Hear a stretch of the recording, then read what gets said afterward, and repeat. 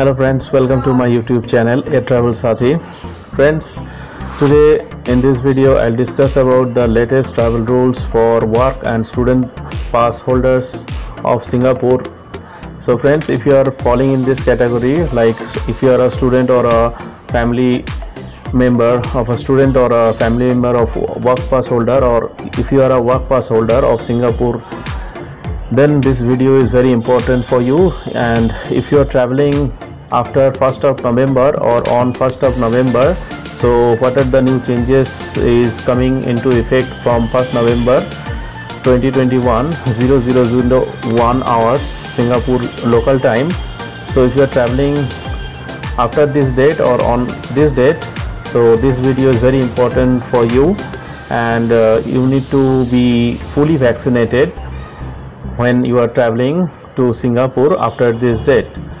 And obviously there are some exemption, so we'll discuss basically in this video what are the requirements. Like if you are traveling under the periodic commuting arrangement or PCA, so periodic commuting arrangement, this update is not applicable for this type of arrangements travelers. So other than this is applicable for all work pass holder, student pass holder and their dependents, and all in principle approval letter holders who is planning or entering to Singapore after 1st of November. They need to be fully vaccinated. So in this video I'll discuss what are the other criteria or other points, so kindly watch this video in full. So friends, before starting this video, I would like to request to all my new visitors to this channel to please subscribe this channel so that you will receive this type of video in future also. And I am time to time I am giving latest updates for various countries and also domestic travel. So let's begin.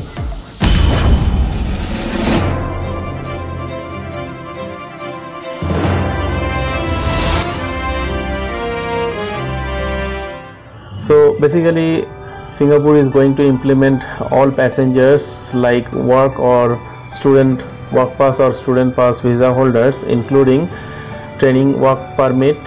Here work pass means work permit, training work permit, S pass, employment pass, personalized employment pass, entry pass, letter of consent and in principle approval from Ministry of Manpower, and their dependents or long-term visit pass visa holders. So all this type of visa holders, student pass or work pass visa holders, other criteria which I have just stated. So all passengers needs to be fully vaccinated before travel to Singapore.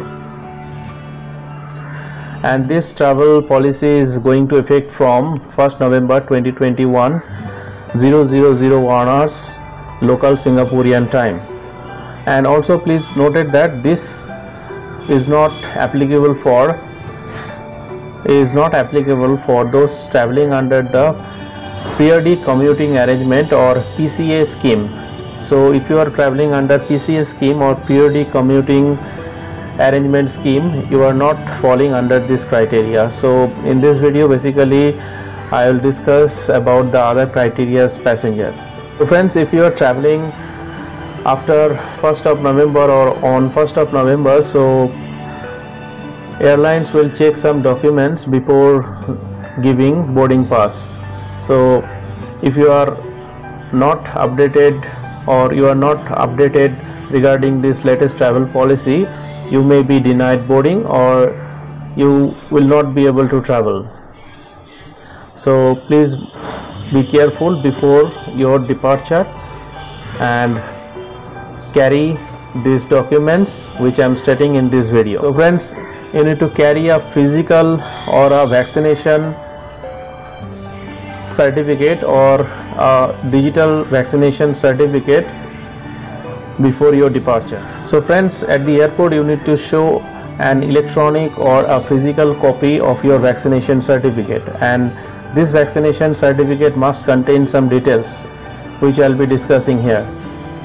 So friends, before traveling to Singapore, you need to keep some documents or keep your vaccination status in order to travel, or you need to check some details before your departure that your vaccination status or your vaccination certificate is matching the criteria which Singapore needs.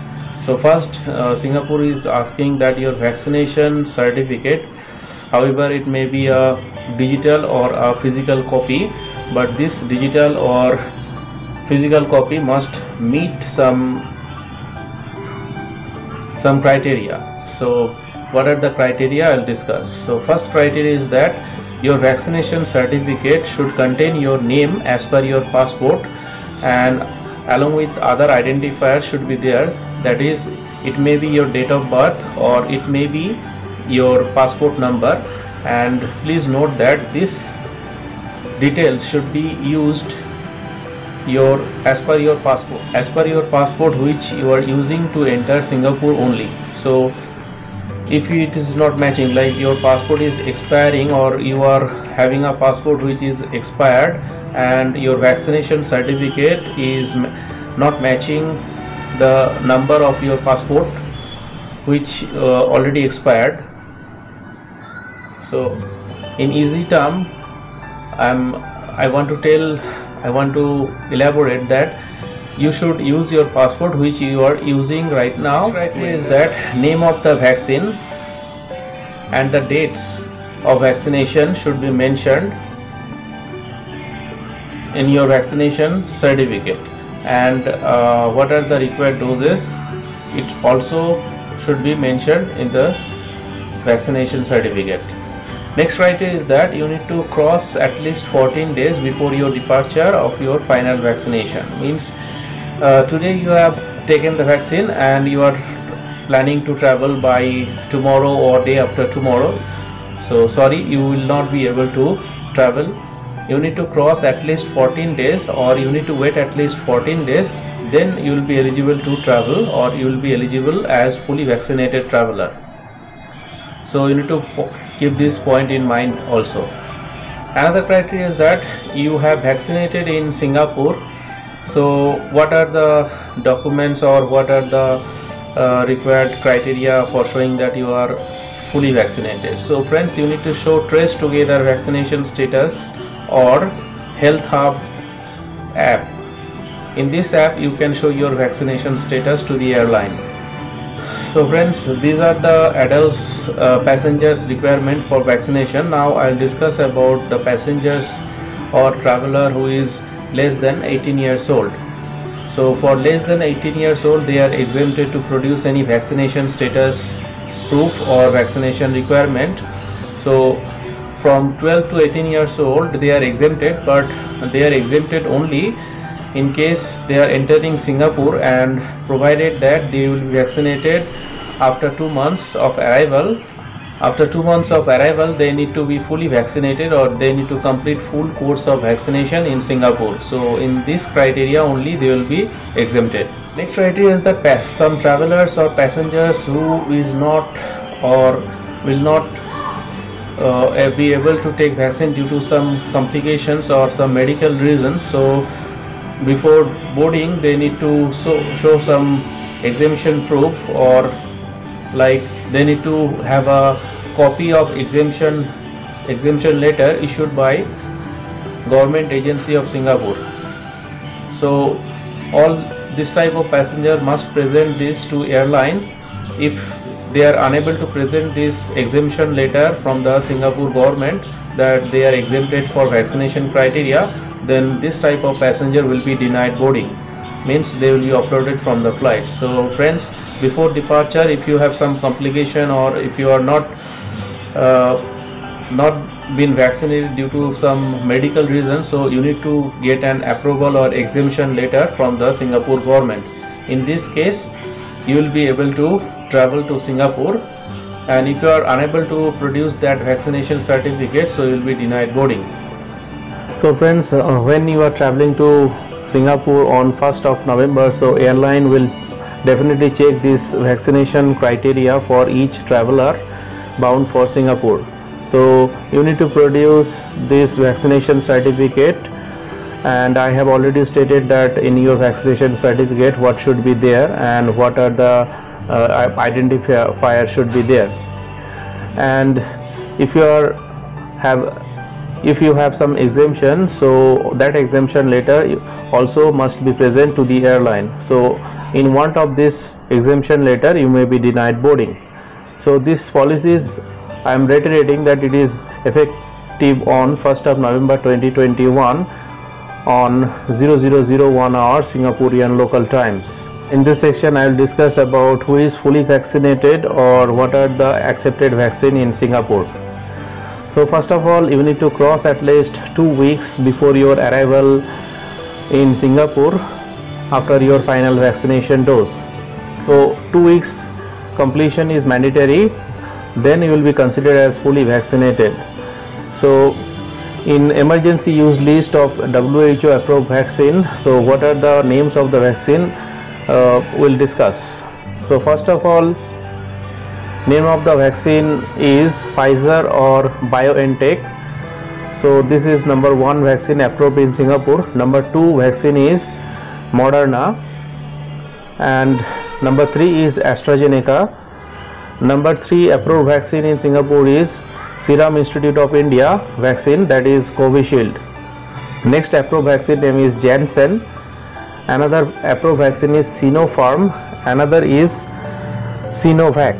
So all these type of vaccines is approved in are accepted in Singapore. So if you have taken this type of vaccine, so you are eligible to be considered as fully vaccinated passenger, and you will be eligible to travel to Singapore after 1st of November with your student pass or work pass visa, or your dependents also eligible if they have taken this criteria or this mentioned vaccines. Friends, there are some other mixed emergency use WHO vaccine lists, so you can check this complete full list of vaccine is safetravel.ica.gov website. There are complete guidelines mentioned in this website. You can check all other mixed vaccine which is approved in Singapore. You can check there. So friends, quick recap of this video for Singapore. So friends, first of all, you need to be fully vaccinated before departure, and you should be vaccinated at least 14 days prior to your arrival to Singapore, and your vaccination certificate should be in physical or it should be a digital. So in this vaccination certificate, your name, your passport number or your date of birth should match as per your passport. Next, your both doses should be mentioned in the vaccine certificate, and exemption limit is below 18 years. If you are a passenger who is below 18 years, you are not required to be fully vaccinated. But after arriving in Singapore, if you are between 12 to 18 years old, then you need to be complete your vaccine after arrival. 2 months, within 2 months you need to complete your full course of vaccination. And friends, if you are vaccinated from Singapore, you can show your vaccination status in Trace Together or Health Hub app, and this 2 vaccination dose dates should be mentioned in your vaccination certificate. So this is applicable basically for students and work pass visa holders. Along with, I have discussed with their families, and all long-term visa holders is also eligible to travel with this vaccination status.